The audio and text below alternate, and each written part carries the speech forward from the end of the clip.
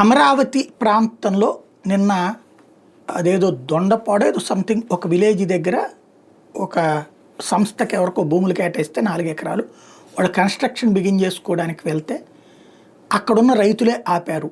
వాళ్ళు తెలుగుదేశం పార్టీకి సంబంధించిన అనుకూలరే. ఏంటి అంటే మాకు ఫ్లాట్లు ఇవ్వలేదు, మాకు ఫ్లాట్లు ఇవ్వకుండా రేపు పొద్దున మీరు కట్టేసుకుంటే మా పరిస్థితి ఏంటి? వాస్తవంగా మాకేం చెప్పారు, మా భూమి ఎక్కడ తీసుకుంటారో ఆ ఏరియాలోనే ఫ్లాట్లు వేసిస్తామన్నారు. మేము ఇప్పుడు ఆగిపోతే మీరు ఇప్పుడు మాకు ఇవ్వకుండా మీరు కట్టేసేసుకుంటే మీ బిల్డింగ్ వస్తే నా పొలంలో ఉంటుంది, నేనేమో రేపు పొద్దునెళ్ళి ఏ డొంక దగ్గర ఏ గతుకుల దగ్గరనో తీసుకోవాలా?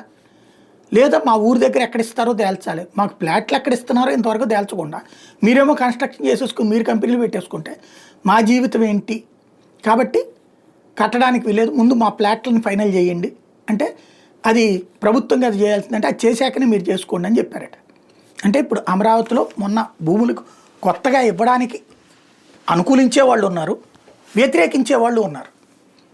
అక్కడ పంట వేయనటువంటి వాళ్ళు, అక్కడ దాని మీద డిపెండ్ కానటువంటి వాళ్ళు ఏమో ఇచ్చేస్తున్నారు ప్రభుత్వానికి, భవిష్యత్తులో ఎదుగుతుందని.